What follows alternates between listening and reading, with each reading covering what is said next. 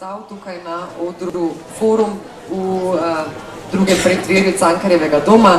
Dobrodošli vsi, drage obiskovalke, obiskovalci, cenjene bralci, da ste si vzeli čas in prišli še na ta dogodek. In sicer Bohorjeva založba Celovec ga organizira, kajti tam je izšla knjiga Boris Pahor v žrelu Udbe avtorja Igorja Omerze, ki ga pozdravljam v družbi z Ivom Jevnikarjem, doktorico Andrejo Valič-Zver, z njimi pa se bo pogovarjal dr. Renato Podberzič. Knjiga oziroma okrogla miza ob izidu istoimenske knjige o Borisu Pahorju in njega zavezujoče Udbe. O tem bo torej tekla beseda, no marsikdo je mislil, je vprašal, če bo gospod Pahor tukaj, ne bo ga, pa mislim, da lahko to razumemo, gospod je že v 105. letu, sem pravkar izvedela in mu lahko zdaj zaploskamo, čestitamo, da se bo dobro držal še naprej, tako izvolite. Dovečer sem skupaj tudi v mojem imenu in v imenu teh, ki bomo danes predstavili to zanimivo knjigo. Knjiga Boris Pahor v žrelu Udbe je še ena v nizu številnih, lahko rečemo že kar skoraj da monumentalnih knjig, ki jih v zadnjih letih izdaja gospod Igor Omerza, ki je danes osrednji gost kot avtor te knjige. Knjiga je prišla pred bralce že letos spomladi, torej dobrega pol leta nazaj, in je doživela takšne in drugačne odzive. Upam, da bo danes nekaj časa do njej več povemo tudi tukaj na knjižnem sejmu in se zahvaljujem za to možnost, da do tega tudi prišlo. O knjigi sami, torej bo gospod Omerza nekaj povedal, pa še dva sogovornika. Vizavi mene je gospod Ivo Jevnikar, tržaški publicist in pa časnikar, tudi dolgoletni sodelavec RAI programov slovenskih v Trstu, tudi direktor RAI programov Deželnega studija v Trstu, in pa na moji levi dr. Andreja Valič-Zver, zgodovinarka in pa direktorica študijskega centra za narodno spravo, ki bo danes nastopala predvsem v vlogi nekdanje članice, pa tudi nekajletne predsednice Arhivske komisije Slovenije. Torej, gremo kar k stvari, ker smo nekoliko časovno omejeni. Pa verjamem, da pričakujemo tudi zanimivo razpravo. Gospod Omerza, knjiga o Borisu Pahorju ni vaše prvo delo, ki tematizira nekdanjo službo državne varnosti oziroma tajno politično policijo UDBO. Izdali ste že znameniti dosje 584 o Hozbeku, kjer ste tudi se ukvarjali vsaj posredno z Borisom Pahorjem, našim slavnim, lahko rečemo, starosto slovenske književnosti, tržaškim rojakom. Potem ste pisali o Dragi, o Karli, torej o vsakoletnih srečanjih na Dragi pri Trstu. Potem ste pisali o bombi v Celovcu, o zasledovanju naših priseljencev. Skratka, vaše delo je precej prežeto z izsledki iz arhivov, ki kažejo na delovanje nekdanje Udbe. Vi ste ekonomist, tudi nekdaj politik na državni ravni, lokalni ravni, pa me zanima, kaj vas je pripeljalo k temu, da ste začeli se ukvarjati s tematiko, ki vam ni pisala na kožu, vsaj ne po vaši izobrazbi. Če vas nekoliko izzovem, ob izidu omenjene knjige, ki jo danes predstavljamo, so na vas leteli očitki, da niste zgodovinar, da bi zgodovino moral pustiti zgodovinarjem. Na koncu je izpod vaših rok išla še ena monumentalna, lahko rečemo, knjiga, več kot 600 strani, kjer ste prikazali skoraj 90 sodelavcev službe državne varnosti, ki so tega človeka, Borisa Pahorja, spremljali, zapisovali, mu sledili, nastavili prisluškovalne naprave v stanovanju, v vikendu in tako naprej. Po drugi strani je bil na vas letel očitek, češ da ste preveč se zanašali na udbovske dokumente iz Arhiva Republike Slovenije, da teh virov niste preverjali. Ampak, če gremo tukaj nekoliko naprej in retorično poskušamo tem ugovorom ugovarjati, lahko rečemo, da ti dokumenti so leta in desetletja prihajali na mize najbolj znanih slovenskih politikov, vrha cveta slovenske politike tedanje, to je 1990. In so te dokumente vendarle jemali zdravo za gotovo. In so ljudi tudi presojali in obsojali na podlagi teh dokumentov. Torej za njih so bili dokumenti dostojni. Kaj pa za vas? Oziroma, odkot vaše zanimanje za to vrstno raziskovanje? Hvala, vse vprašanja, vse najbolj pozdravljam. Zakaj sem začel pisati o udbi oziroma o propadnem režimu?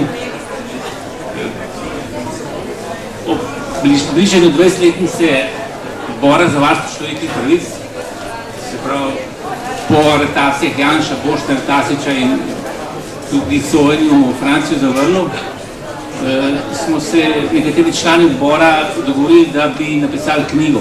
In jaz sem bil nekako zadolžen, da grem v arhiv pogledati, če je kaj zanimivih stvari. In ko sem prišel v arhiv, jaz sploh nisem vedel, da je arhiv odprt. Sploh nisem tem čisto spregledal, pa tudi me ni zanimalo. In ko sem začel brati arhivske dokumente okoli odbora za varstvo človekovih pravic, kar naenkrat se mi je odprl kljub velikemu uničenju tega udbovskega gradiva. Eno skrivno tajno kraljestvo, ki je bilo zelo zanimivo. In kar naenkrat sem začel videti stvari v drugačni luči. Tudi tam, kjer sem sam sodeloval, so dokumenti pokazali, da je to malo drugače, kot se je spominjal. Sploh je zanimivo pri dokumentih to, da jaz, ko zelo nerad se pogovarjam s pričami. Celo, če imam dobro namerno pričo, drugače govori, kot govorijo dokumenti. To pa zato, ker dokumenti v bistvu so veliko bolj zanesljivi kot pričevanje. Jaz sem govoril s Borisom Pahorjem z knjigo o Kozbeku.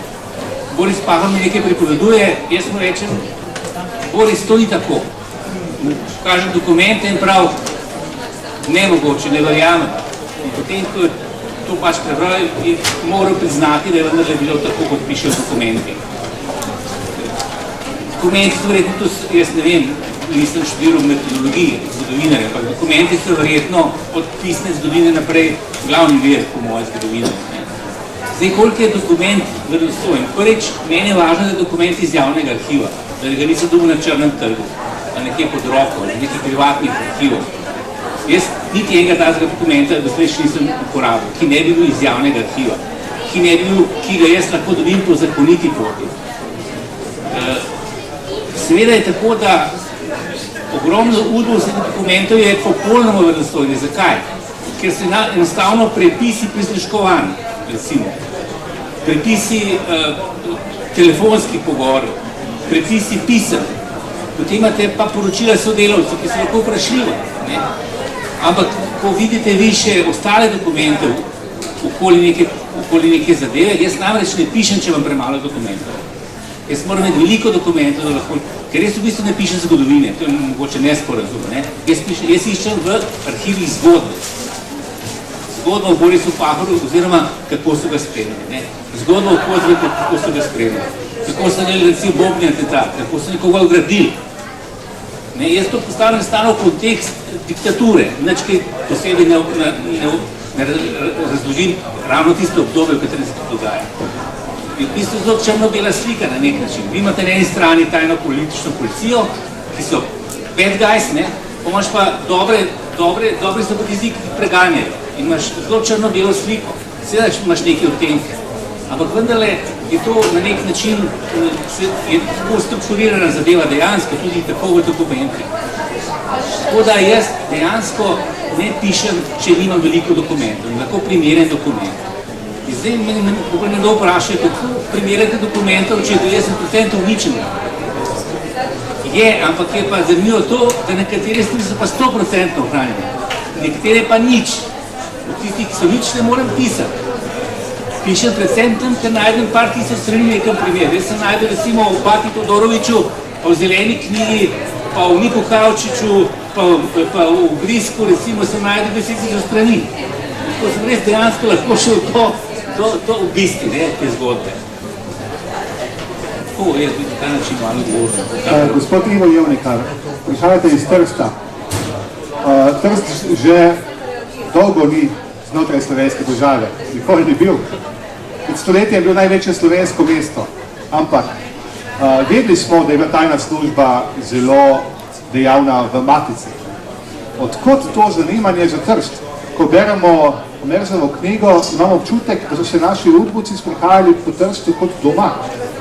Torej, odkot zanimanje za Trst in za Borisa Pahorja? Kako bi to skozi vaše oči razložili? Ja, lep pozdrav in hvala za vprašanje. Seveda, če je skušal v režim spraviti pod kontrolo čisto vse, kar je bilo v matični Sloveniji, ga je motilo, če je kilometer preko meje nekdo nekaj druge razlagal, neko drugo resnico, ali po radiju, ali s časopisi, ali s politično akcijo, s kulturnim delom in podobno. Ne? Zato je logično, da je bila OZ naprej in udba v Trstu, v Celovcu in tudi v Štomstvu, recimo, zelo prisotna. Presenetljivo in srhljivo je brati v tej knjigi, recimo, kako je bila prisotna. Da so recimo Borisu Pahorju delali hišne preiskave po noči v stanovanju v Parkovljah, v mestu, da so mu nastavili mikrofon, da so krožili z avtom, ki je moral pač loviti te signale, ker ni bilo še satelitov in drugih sredstev današnjih.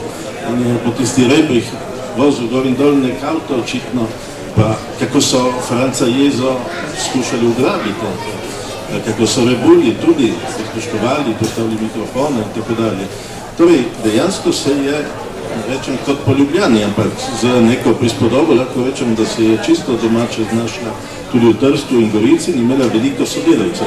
Moramo vedeti, da v Trstu je pač še danes veliko zagovornikov nekdanjega režima, tudi zaradi posebnih razmer, ki so bili v Trstu, narodnostnega momenta, italijanske pritiske in tako dalje, ki so mu nekateri kljubovali s tem, da so se popolnoma naslonili na režim in ga še danes branijo bolj kot tukaj v Ljubljani. Ne?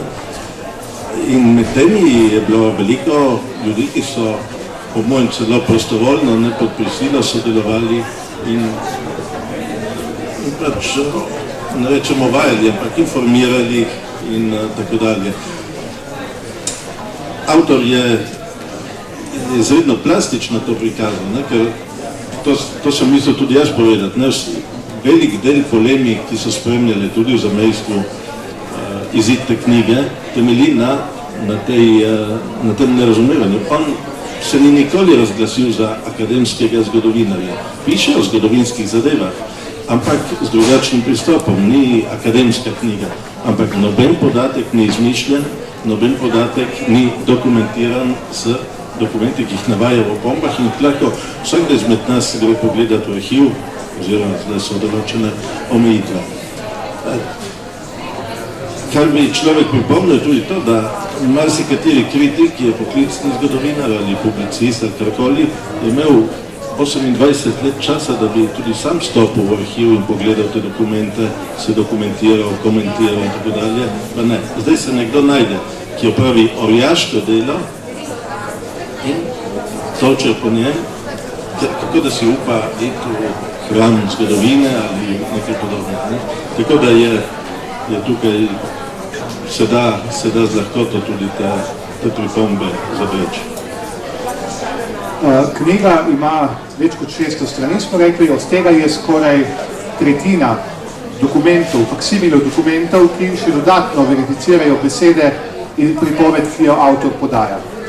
Za vas vprašanje, dr. Andreja Valič-Zvir, kot predsednica oziroma članica in potem predsednica nekaj let Slovenske arhivske komisije. Vaš mandat je potekel letos pomladi in ga niso več podaljšali.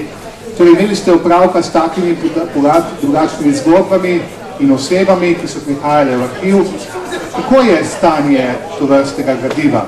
Je dostopno v Sloveniji, ni dostopno, komu je dostopno, kdaj je bilo odprto, kako se je dogajalo s tem arhivom skozi leta, desetletje, da rečem, torej kakšno je stanje pa zdaj z gradivom, predvsem to občutljivim, ki govori o tajnih službah. Lepo pozdravljeni. Najprej naj rečem dvoje, da je delo Igorja Omerze izjemno pomembno za razkrivanje tako imenovanih temnih plati slovenske preteklosti. In po drugi strani je Igor Omerza nekakšen enfant terrible za to področje, bom rekla, raziskovanja sistemskih in sistematičnih kršitev človekovih pravic in temeljnih svoboščin v totalitarnem režimu. Zdaj, zakaj boste vprašali? Zato, ker je pravzaprav delo Igorja Omerze bilo povod za oba arhivska referenduma, tako tistega v letu 2011, kot tistega v letu 2014. Mogoče bo Igor več o tem povedal, ampak da odgovorim na vaše vprašanje. Leta 2006 je prva vlada Janeza Janše odprla tako imenovano udbovsko arhivsko gradivo in takrat je odprla podatke o ljudeh, ki so kršili človekove pravice. Tako kot Igor pravi, to gradivo, ki je bilo tedaj v arhivu, je bilo pač dostopno. Brez kakršnekoli tako imenovane anonimizacije, zakrivanja podatkov, prikrivanja osebnih podatkov in tako naprej. Zato je Igor lahko delal. In ko je, naj rečem temu, tista vlada, ki je prišla po prvi Janševi, to ugotovila, ko je Igor začel objavljati knjige o, recimo, že imenovanem Kocbeku, pa potem o Todoroviću, pa potem o Crnogorcu, seveda je bil to znak za alarm in je bilo treba takrat narediti referendum, ki naj bi te podatke, lahko rečem temu pod neko krinko osebnih podatkov, zakril. Takrat smo se Slovenci na referendumu odločili, da tega ne dovolimo. In Igor je lahko delal še naprej. V vmesnem času je na temelju tega zakona iz leta 2006 prišlo v arhiv tudi novo gradivo, ki je bilo do tedaj v prostorih Sove. To so bili neki novi dosjeji, novi mikrofilmi, pa se je lahko delalo naprej. In je bilo treba ponovno zapreti to, spet pod krinko varovanja osebnih podatkov. In to se je zgodilo leta 2014, ko smo bili en hud boj z vsemi tistimi, seveda, ki so takemu razkrivanju podatkov iz udbovskih dosjejev nasprotovali. Takrat se je potem zgodilo, po mojem mnenju in po mnenju mojih kolegov, recimo tukaj prisotne dr. Griser Pečarjeve, zapora arhiva. Kajti, če želite gledati podatke ne zase, ampak recimo, da pišete knjigo, bodi si kot publicist, bodi si kot znanstvenik, morate vprašati za mnenje arhivsko komisijo. In zdaj smo pri absurdu, da recimo, če želiš pisati diplomo, magisterij, doktorat, recimo iz nasilja nemškega okupatorja na Slovenskem, torej želiš obravnavati neko gradivo, ki je bilo desetletja in desetletja prosto dostopno, ki vsebuje jasno osebne podatke o nemških vojakih, moraš vprašati za dovoljenje arhivsko komisijo. Jaz sem bila v tej arhivski komisiji, kot je povedal kolega Podbersič, 2 mandata, najprej kot članica. V prvem mandatu nismo imeli skoraj nič dela, v drugem mandatu pa ogromno. Sestajali smo se praktično vsak mesec, obravnavali mesečno nekje 5 do 10 vlog in večini teh vlog, pravzaprav bom rekla skoraj da vsem 99,9% dovolili takojšen dostop do gradiva. Kajti moje stališče in lahko rečem tudi stališče večine kolegov, s katerimi delamo na tem področju, je, da pač podatki, ki govorijo o teh kršitvah človekovih pravic in temeljnih svoboščin, morajo biti dostopni. Dostopni zato, da se lahko seznanimo s temi kršitvami, da lahko, ne samo, da so žrtve rehabilitirane, ne gre samo za to, gre za to, da vidimo, na kakšen način so delovali totalitarni režimi, tako fašizem, nacizem, kot tudi komunizem, da lahko te podatke med sabo primerjamo in ne nazadnje tudi zato, kot pravi Igor, da lahko spoznamo zgodbe, čisto navadne življenjske zgodbe ljudi, ki so bili tako kot vi, tako kot jaz, tako kot mi vsi, ampak so šli v to totalitarno kolesje, tako kot Boris Pahor, recimo, o katerem danes govorimo, in bili žrtve. Igor, da dajmo spet fokus na današnjo knjigo, na današnjega, recimo temu, slavljenca, Borisa Pahorja. zakaj se je on znašel v fokusu tajne službe? Kaj je bil tisti njegov vrhunski greh ali grehi, ki so ga pripeljali v kolesje Udbe? Rekel, primarni greh je bila njegova dobra kritika Kozlovih novel Strah in pogum. On je takrat bil nekako v sozvočju, bi rekel, nam rekli, da je bil režimski, ampak je v Trstu objavljal pri Bevku in tako naprej, pisal in nekako ni bil v sporu z režimom v Matici. Potem, ko je pa leta 52, oziroma 51, no, že konc leta napisal pozitivno kritiko novel v Primorskem dnevniku, zanimivo, da je Primorski dnevnik to objavil. To pa zato, ker ni vedel, ker je partija šele potem konec decembra na nekem sestanku obsodila te novele. Se pravi, niso še vedeli, da bojo pravzaprav prepovedani. In takrat so jih oni ocenili kot negativne, kar deli družba na tem sestanku partijskem, so bili že razprodane, te novele. In on je naredil dobro kritiko, potem je pa partija udarila potem in potem se je začel strašen medijski pogrom. Še slepi so protestirali, ki sploh knjigi niso brali, Zveza društva slepih, take norosti so bile. Dokaj ni rekel, kar del, enkrat sem celo Marce rekel, dosti tega, ne bomo delali mučenca z njega. Katerega leta? Leta 52. Ne bomo več pustili zdaj to kampanjo, dosti je bilo, on je smešna figura, iz njega delamo mučenca in je kar nekaj nehal. Seveda, tisti, ki so ga pa podprli in podprl ga je predvsem Boris Pahor, drugi ga niti niso mogli, ker v Sloveniji ga nihče ni mogel. Primorci je pa potem začel z mesarico, kot prav sam Pahor, toč potem ne se je hotel kupiti za gre, da to objavil, kar je Pahor napisal.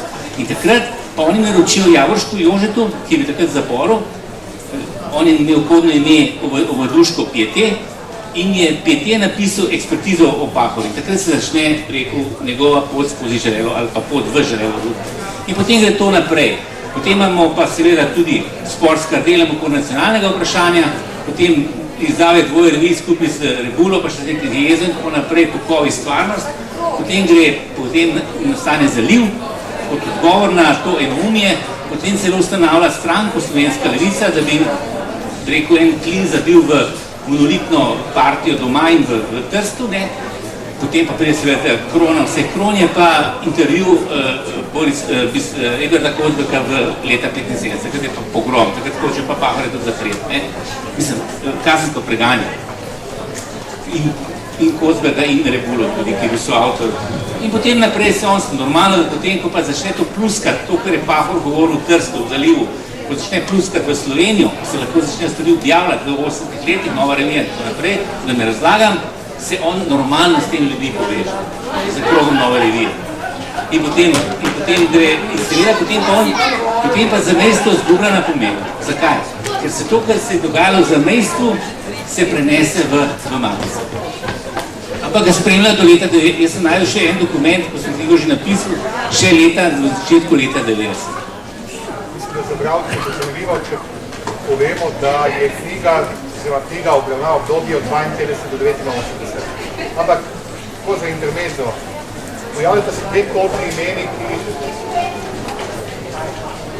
Sliši? Ne. Sliši? Ja. Pojavljata se dve knjiga obravnava obdobje 52-89. Pojavljata se dve kodni imeni, s katerimi tajna služba opremi Borisa Pahorja. Bi jih lahko malo razložil Jambor in pa Ljubljančan. Odkot ti imeni? Vsaj drugo je nekoliko nenavadno za Tržačana. Ja, torej, to sta kodni imeni nadzora nad Borisom Pahorjem, akcija, obdelava Jambor. Logično je, leta 69, ko oni odisejo v Jamboru, oni odprejo obdelavo Jambor. Se razume zakaj. Zakaj mu dajo pa potem kasneje? Jaz sem najdel zelo malo teh oznak Ljubljančan, Jamborja več. Ne vem točno, kdaj sem mu dal to oznako. V nekem trenutku se pojavil na mest Jamborja Ljubljančan. To je vedno težko pol, ker skozi vidiš Jambor, naenkrat ne veš, da je to Ljubljančan.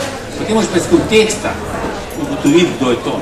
In sem pač ugotovil, da najprej sem mislil, da je sodelavc.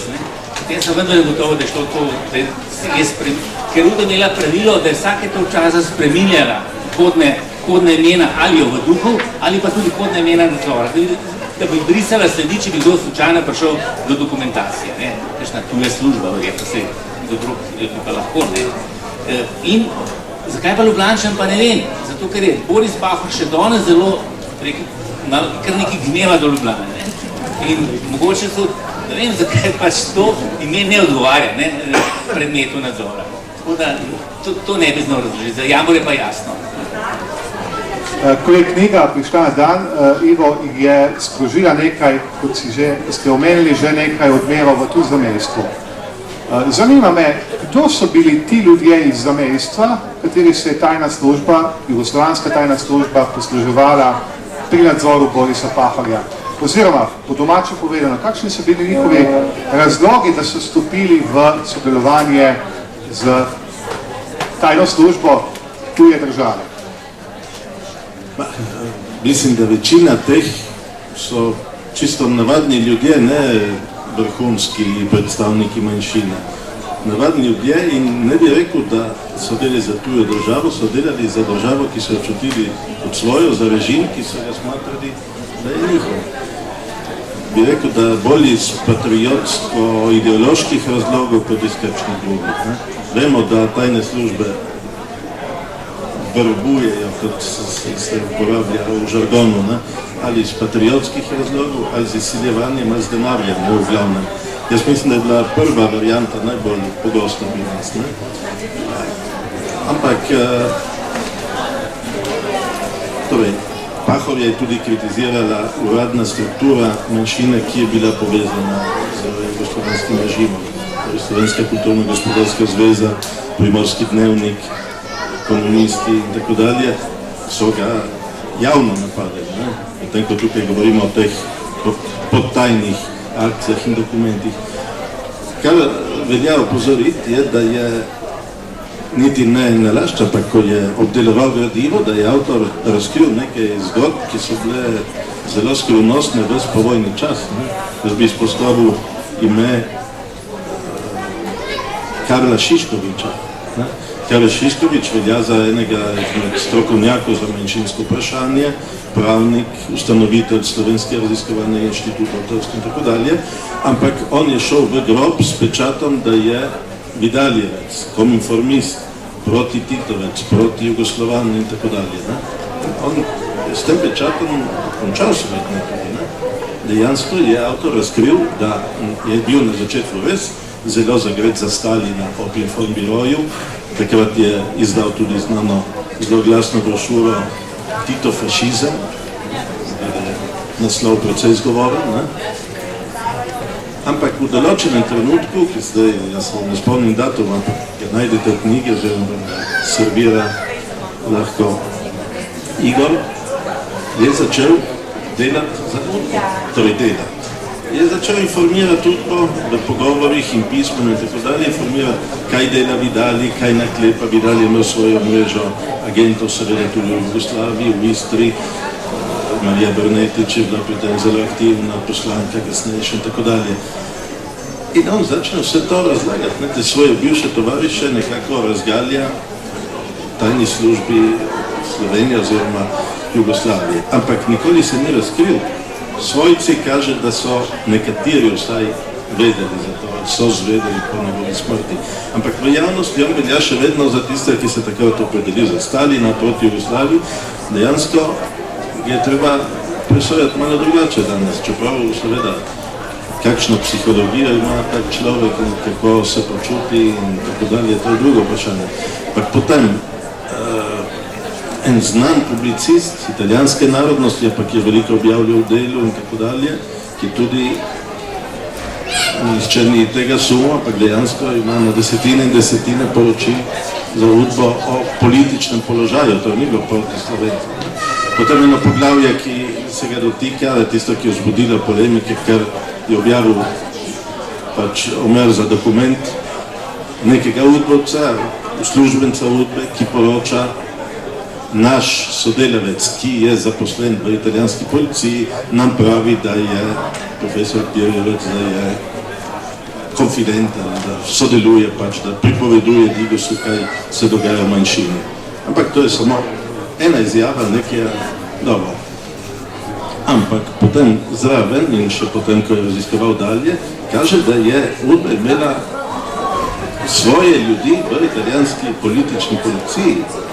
Ali so to igrali dvojno igro, da jih je podtaknila celo Italija in Jugoslavija? Kdo ve, to bilo treba še na italijanski strani raziskovati, ampak mislim, da tam ne bo tako lahko priti do tistih arhivov. Ampak se odpira en kup vprašanj tudi sodelovanja med službami, antagonizmov, infiltriranja med seboj in tako dalje. Tako da ta knjiga je večplastna, ima ogromno podatkov. Jaz sem rekel, da je to kot ena antologija dokumentov UDBE, ki zadevajo Trst, Pahorja, naše kulturno življenje, politično življenje in podobno. Če gremo, Andreja, malo na mednarodno raven, retorično vprašanje, bi bilo mogoče tako knjigo napisati v kontekstu Češke, Slovaške, Poljske, morda Mađarske, Litve, Estonije, Hrvaške, oziroma, idemo še malo naprej, kakšen je tam položaj odnosa do arhivov tajnih služb? Koliko se raziskuje? Vi ste precej okoli po raznih simpozijih, po svetih, poznate precej kolegov v tujini, ki se s tem ukvarjajo. Torej, kako je njihov pogled osredotočen na tovrstno raziskovanje in pa tudi ohranjenost arhivov tajnih služb? No, kot je že Igor dejal, večina gradiva slovenske tajne politične policije, UDBE, OZNE, SDV je bila uničena in to še, kot vemo, pretežno konec 90-ih, pa še v začetku 91 let, še potem, ko je bila Slovenija že samostojna, se je kurilo in skrivalo. To je eno. Drugo pa, seveda meni v tem primeru, recimo, o katerem zdaj govorimo, znanem slovenskem pisatelju, intelektualcu Pahorju, pride na misel en primer iz Češke, primer Kundera, o katerem ste brali. In na Češkem obstaja v primerjavi recimo z našimi nekaj metri gradiva, 18 kilometrov gradiva češke tajne politične policije, notranjega ministrstva, pravosodnega ministrstva, skratka, gradivo je več ali manj ohranjeno v Pragi, v inštituciji posebni za študij totalitarnih režimov in šele leta 2030 bo to gradivo prišlo v nacionalni arhiv, do takrat pa je raziskovalcem prosto na razpolago in vsak dan na najmodernejših napravah digitalizirajo 30.000 strani tega gradiva. Pri nas na Slovenskem o tem lahko samo sanjamo. Torej, razmere v arhivu so, bom rekla, precej boge, kar se tega tiče. Žal tako je. Primer Kundera. Pred leti seveda je odjeknila po vsem svetu novica, da naj bi bil znani pisatelj, dizident Milan Kundera ovaduh češke tajne politične policije. In seveda jaz sem na svoje oči videla v arhivu v Pragi vpis pisatelja, njegovo kodno ime, od kdaj do kdaj je sodeloval s tajno politično policijo. In dejstvo je, da je ovadil nekega mladega študenta, Miroslava Dvoržaka, ki je zato sedel 14 let v zaporu. 14 let v zaporu. Menda po vsem tem seveda lahko na Kundero gledamo malo drugače ali pa precej drugače. Torej, dejstvo pa je, da v državah kot so Češka, Poljska, Nemčija, to so taki svetli zgledi. V Nemčiji seveda gledali smo film Življenje drugih, arhiv Stazija je odprt, lahko greste van, dobite dokumente, lahko pregledujete brez prekrivanja osebnih podatkov, brez arhivske komisije in kot vemo, so vse te države imele tudi neko vrsto lustracije za kršilce človekovih pravic, ki jim je bila dokazana kršitev, recimo sodnike in tako naprej. Pač ne moreš sodelovati v javnem življenju in vse tja do leta 2019 bo Nemčija izvajala take sorte lustracijo ali kakorkoli že temu rečemo. Ko je knjiga izšla letos spomladi, gospod Omerza, je doživela take in drugačne odmeve.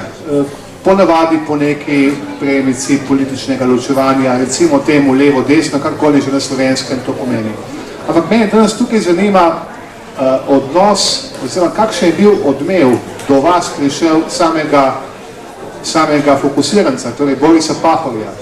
Kako on vidi izdajo te knjige, bom pa še nadaljeval z vprašanjem, kako se je vaš odnos, če se je spremenil do Borisa, pisatelja in človeka Borisa Pahorja?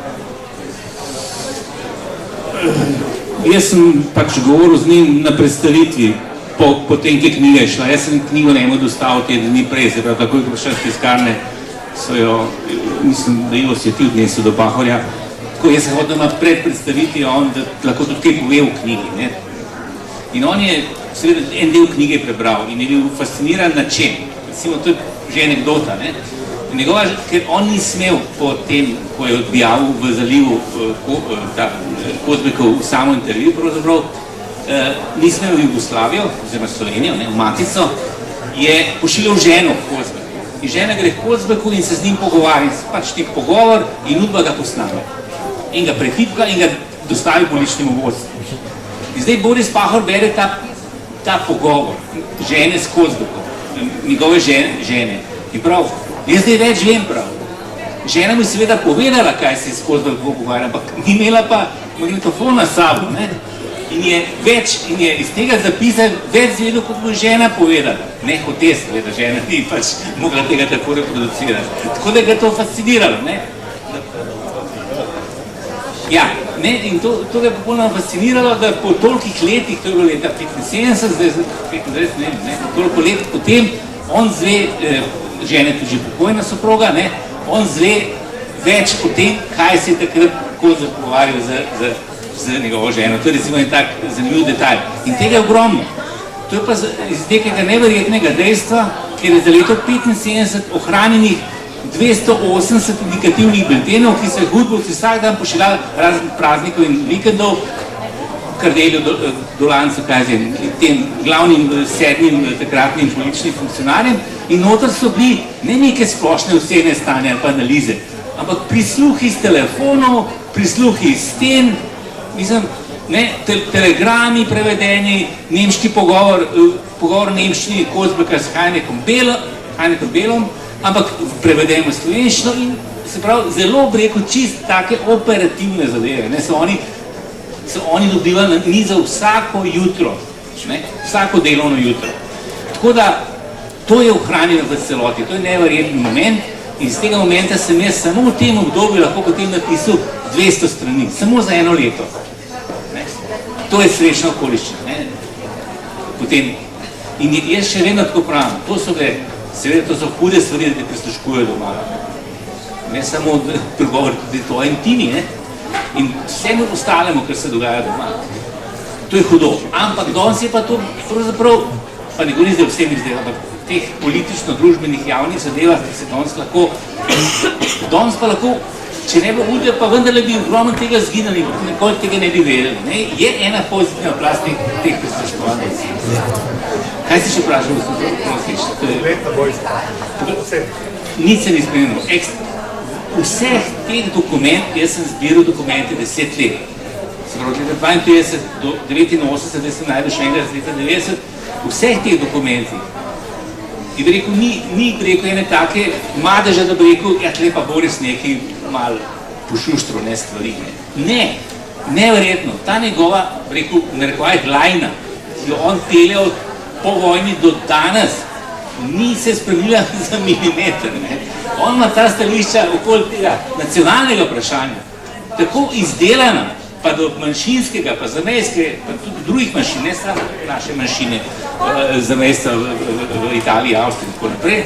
To je taka, bi rekel, neverjetno, ni odklonov pravzaprav. Tako da, ekscelentno. Ivo Levnikar velja za enega najbolj obveščenih Slovencev v zamejstvu, zlasti na Tržaškem. Ivo, kaj vas je v tej knjigi posebej nagovorilo, oziroma vas morda najbolj presenetilo osebno, poleg že omenjenega Karla Šiškoviča in njegove zgodbe? Kaj je tisto, kar bi predstavil današnjim poslušalkam in poslušalcem in bi jih s tem nagovoril, da knjigo vzamejo v roke? Mislim, da kdor vzame knjigo v roke in pozna površno življenje Slovencev v Italiji, dobi iz knjige tudi ob liku Pahorja in tako dalje, tudi eno zelo plastično, zelo konkretno in živahno sliko našega povojnega življenja v Italiji. Ne? Mislim, političnega, kulturnega, kako Pahor je bil pač zraven, ko so nastajale nove revije, ko so razne društva in tako dalje, Draga, stik s Slovenijo, s pisatelji, z manjšinami v Italiji in Evropi, on je bil ali še zdaj častni predsednik, podpredsednik Mednarodnega združenja za ogrožene jezike in kulture in podobno. Ne? Tako da dobimo eno splošno sliko tudi položaja med Slovenci v Italiji, ki je lahko zelo koristna in zato smo mu hvaležni že prej s knjigo o Dragi, zdaj pa s to. Mislim, imamo eno zgodovino zelo konkretno, ki je še nismo imeli. Ne? Sogovornico bomo vprašali takole, pa da malo špekuliramo. Je možno, da se je kaj tovrstnega gradiva še ohranilo na zvezni ravni v Beogradu, oziroma kako je sploh stanje zveznih arhivov v Beogradu, pa dajva jih postaviti še malo v kontekst podobnih držav, recimo Češko-Slovaške, ki je razpadla, pa so arhivi ostali v Pragi ali ne? Vprašanje za $1 milijon. Kako je z arhivi v Beogradu? Ja, očitno je še kar nekaj ohranjeno, glede na to, da je srbska vlada leta 2010 želela te tako imenovane arhive UDBE zapreti za več kot 70 let. In reakcija je bila iz strani nekaj evropskih parlamentarcev. Takrat je bilo naslovljeno vprašanje na Evropsko komisijo, kako je s tem, da to je pa vendarle del naše skupne nekdanje jugoslovanske dediščine, da to bi moral biti del sukcesije. Ja, pa je arhivska, takrat prejšnja Evropska komisija tako zelo izmikajoče odgovorila, da pač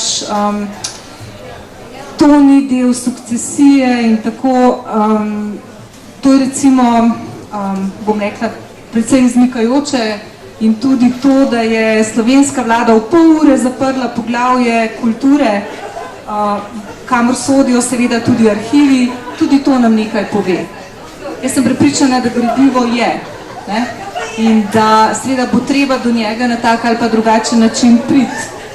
Prepričana pa sem seveda, da je gradivo tudi ne samo v Beogradu, ampak tudi v Moskvi, tudi v Pragi, tudi v drugih mestih, Skopju, če hočete, Sarajevo, ne? Tako da raziskovalce čaka še ogromno dela. Igor, kot poznavalec, izvrsten poznavalec tovrstnega arhivskega gradiva, kaj vi mislite? Tudi prvaš, če si prvoščimo, ker imamo proti koncu malo špekuliranja, koliko bi znalo biti tega gradiva v Beogradu, v zvezdnih arhivih, predvsem pa koliko bi to gradivo, spet se oproščam, gre za špekulacijo, ampak to si bomo lahko prvoščili, koliko bi to gradivo lahko dodatno osvetlilo vaše zgodbe o Kocbeku, Todoroviću, Crnogorcu, Pahorju in tako naprej. Prvič bi nekaj dodal k temu, kar je povedala pred mano kolegica. Jaz sem bil v Beogradu pred leti, hotel sem priti do Udbovskega arhiva. Videl sem popis, pa sem se hotel naročiti, rekel, ne, to ne može, to je zato. Potem sem pa zvedel, ko se začela ta preigrava na nekaj Sloveniji, te zadeve, so pa rekli, da je bilo zbombardirano. Jaz sem pa izvidel. Tako da je to ni res, ne? Obstaja. In obstaja, recimo, jaz sem videl popis sej Zveznega sveta za varstvo stane dediščine. To je bil pa organ, ki je nadziral in vodil Udbo. In je v najhujših zadevah razpravljal in dajal preko linijo Udbovcev. To je izvrstno gradivo in zdaj pa koliko je tega gradiva nasploh. Iz dokumentov, ki so v Sloveniji, vidimo, ogromno krat piše v tem oddelku v Sloveniji z operativnih centrov in potem piše tukaj pa v Beogradu. Savezna Udba. Tega je veliko. Ni šlo vse v Beograd, ampak vse, kar se je pa tikalo za mejstva, kar je bilo čez mejo ali imigracije, to vse je pa vsak košček je mogel Beograd vedeti. Zakaj? Ker lahko prišlo do mednarodne kompromitacije, ker so oni se sprehajali po Trstu, na Dunaju se recimo ujeli v Velikovcu bombo, so ga ujeli in tako naprej. In to so pa škandali, to so težke situacije za državo, ki jo najdejo preko z roko v marmelade. In zato jaz mislim, da tega gradiva veliko in da bo zelo, zelo pomagalo, predvsem tam, kjer je tisti del gradiva, ki se tiče notranje problematike zadnjih let, za nazaj ne toliko, ko je ta garnitura odhajala, zadnja je počistila notranjo problematiko. Se pravi, kaj se? Vi navte najdel arhiva Franceta Bučara, kodno ime Tikveč nadzora, Spomenke Hribar, filozofinja, Tineta Hrigara, filozof, Janeza Janše, Kaplar, Blažič, Blaž, vse vam lahko govorim do jutra, ker teh je veliko teh nadzornih imen za vsakega skoraj, ki je kaj pomenil v Sloveniji. Alenka Puhar, priloga in tako naprej. Skratka, tega ni. Noben od teh dosjejev, vsi ti dosjeji so uničeni, pa so se vodili. Vendarle, pa najdete sem pa kaj, ker so se pa fotokopirali, pa prenašali tudi kakšne druge oddelke, ali pa kakšno tujo problematiko, tisti je pa recimo, potem je pa nekaj ohranjenega, ampak zelo malo. Recimo akcija Lipa, obdelava Društva slovenskih izobražencev, ki so prirejali študijske dneve, uničeno. Ampak vendarle sem najdel 10 dokumentov, ki v tem govorijo, jih je bilo pa sigurno na stotine in stotine. Hočem reči, da bo to pa v Beogradu ta najhujše praznine, bo vsak dokument zelo, zelo, zelo malo. Če ostanejo malo teh, recimo temu lahkotnih tema, vendarle niso, bi vas kot avtorja vprašal, z neko kilometrino izdajanja teh knjig, ste kakšno tožbo že izgubil? Oziroma, kakšni so odzivi ljudi, ki so včasih sodelovali na strani kršiteljev človekovih pravic, kar je nedvomno tajna politična policija bila? Če bi rad nekaj povedal. Ko je bil Janševa vlada preko parlamenta dala v ta predlog in je bil sprejet, da se odprejo arhivi, smo mi v arhivu zelo preprosto delali. Prišli smo v arhiv, smo podpisali, da osebnih podatkov, se pravi zdravstvenih, intimnih, kazenskih stvari, da ne bomo tega objavljali. In v osnovi tega ni bila dana nobena tožba, nihče ni nobenega osebnega podatka v tem smislu, ker sem zdaj govoril, rekel, dal v javnost. Smo to podpisali, lahko bi zlorabili. Ampak nihče tega ni naredil in nihče ni bil zaradi tega, nihče ni bil preganjen zaradi tega od nikogar. Jaz pa sem bil preganjen zato, ker sem objavil imena, kdo je bil, ne samo kodno ime, ampak tudi ime in primer sodelavcev, ker pa ni zloraba osebnih podatkov. Zato sem bil pa dvakrat na sodišču in dvakrat sem že v prvi fazi na naroku, ko sem predstavil dokumentacijo, so prosili za poravnavo. In smo se poravnali, ker jaz sem se hotel tožati in ni bilo tega nič. Tako da moram reči, da zaenkrat nimam s tem pravosodnim delom nobenih težav. Imamo še čas za eno vprašanje. Še čisto za konec, verjetno bo poslušalke in poslušalce zanimalo, kakšni so vaši načrti za bližnjo prihodnost, koga boste še obdelali, s kom nas boste še presenetili, oziroma če ne osebo, pa s katero akcijo. Kaj se nam obeta zanimivega branja v bližnji prihodnosti? To pa ne sme povedati. Jaz sem približno, se mi zdi, mogoče še 3, 4, 5 največ knjig napisal. Ampak glavna knjiga, ki jo pripravljam in ki bo zadnja knjiga, vsaj verjetno zadnja, je Slovenija dežela Udbe. In v njej bom opisal glavne akcije udbaške, glavne, ljudi, ki so bili nadzirani, in pa tudi bom razkril veliko imen še tistih, ki so bili pač v duhu slovenske tajne politične policije.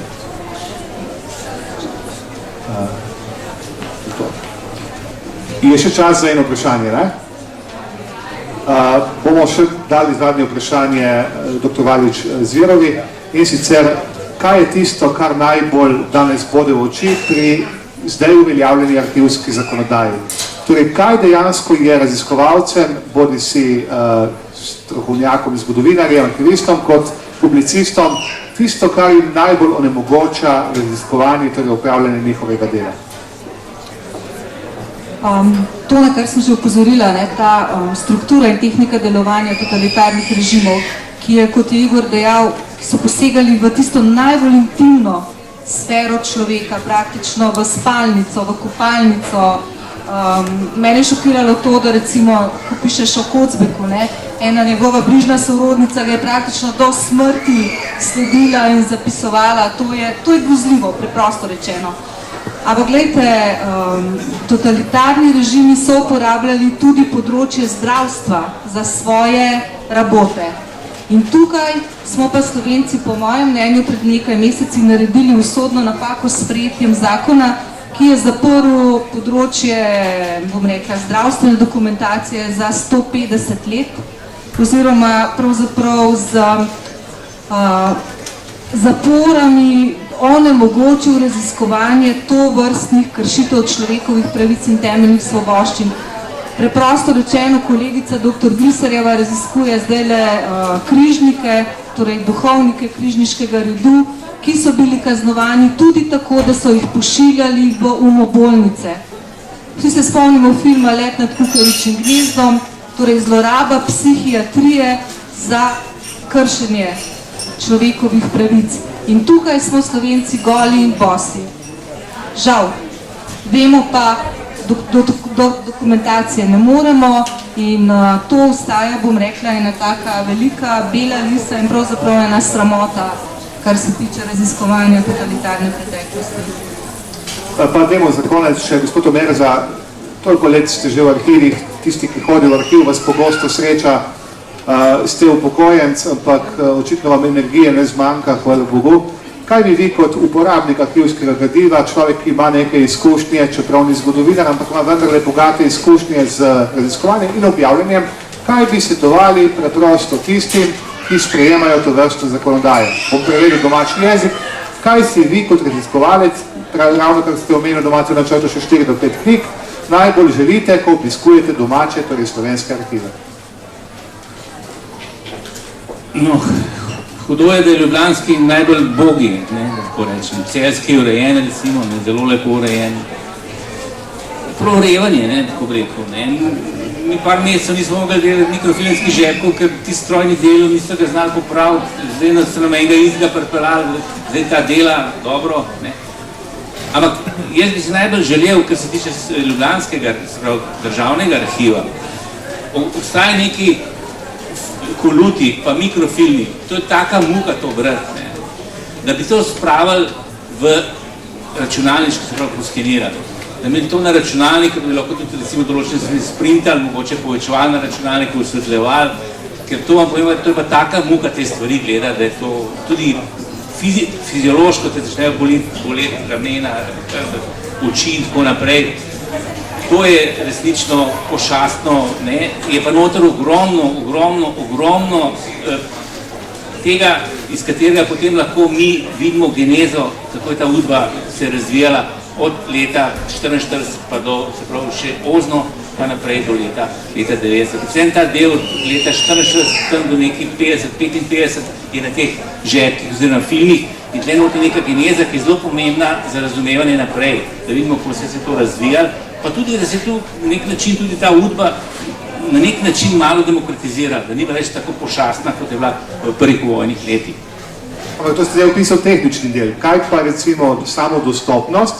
Si želite na raven katerega leta? Kdaj je bilo, prej ste že omenil, pa dajmo biti konkretni, kdaj je bilo najboljše urejeno glede vstopa uporabnikov do arhivskega gradiva? Kaj bi vi želel konkretno? Pustimo tehnični vidik, ampak... Nisem razumel dobro vprašanje. Mislim, da je ta del. Želel bi si to, da bi prišel uporabnik vsak, ne samo tist podovoljene arhivske komisije. Ker danes, če prideš tja, ti mora anonimizirati. Ker ima premalo ljudi, anonimizacija traja, ne vem, par mesecev, čakam, nekaj mi morajo anonimizirati, ker so ljudje še niso 10 let mrtvi, pa raba anonimizacije, čakam po 3 mesece za 200 strani, veste. Zdaj, če hočem več, kaj bom čakal? 10 let, tako da je težko. Se pravi, jaz bi rad, da bi bilo odprto in da mi, tako kot smo delali od leta 2006 naprej, takrat po Janševem zakonu, da tako rečem, karikirano, kot je stoji državni zbor, ampak Janševa vlada je to spravila skozi, da bi podpisali, da ne bomo zlorabljali teh podatkov, kot sem rekel, kot sem jih prej omenil.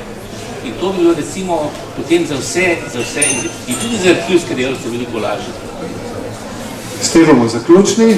Hvala gospod Igor Omerza, hvala dr. Andreja Valič-Zver, hvala gospod Ivo Jevnikar, spoštovani poslušalke in poslušalci. To je bila predstavitev knjige Boris Pahor v žredu Udbe, založbe Mohorjeva iz Celovca.